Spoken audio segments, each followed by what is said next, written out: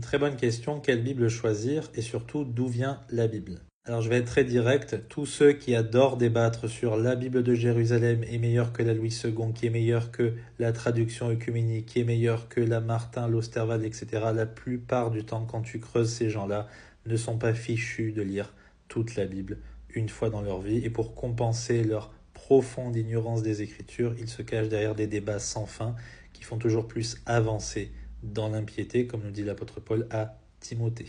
C'est pour ça qu'il faut que tu élèves le niveau, que tu t'extrais de ça. Tu peux t'acheter une Bible Louis II, ça coûte pas cher, d'accord? Tu as ta propre marche chrétienne avec Dieu, tu t'imprègnes quotidiennement des Saintes Écritures, tu lis 3-4 chapitres par jour et en un an, tu pourras la lire en entier. Ce que très peu de chrétiens peuvent se vanter d'avoir fait une fois dans leur existence. C'est plus tard que tu pourras t'intéresser à attends, l'Osterwald, elle est surtout basée sur le texte reçu ou le texte majoritaire, moins sur le texte critique qui constitue la plupart des Bibles modernes.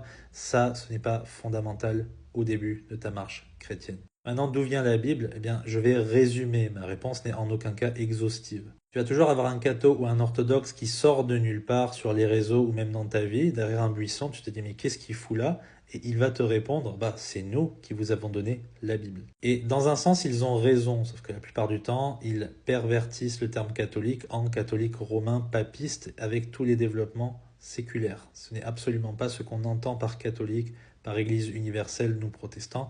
Il y a une Église catholique, il y a une Église universelle, c'est un corps spirituel. C'est ça que Christ est venu fonder. À travers tous les siècles, quelle que soit l'institution en place, il y a le corps de Christ, qui est fait de tous les croyants. Et évidemment que cette Église a su rapidement reconnaître la voix du berger, les Écritures inspirées, afin de les compiler, d'accord, de les canoniser, et ensuite de fidèlement les préserver à travers les siècles, tout simplement, d'accord. Ils ont appris à rejeter les écrits gnostiques, tous les écrits hérétiques qui n'ont absolument rien à voir avec ce qu'ont transmis les apôtres, la foi délivrée une fois pour toutes aux saints. Et donc on peut faire confiance à ce que l'Église catholique a su fidèlement préserver.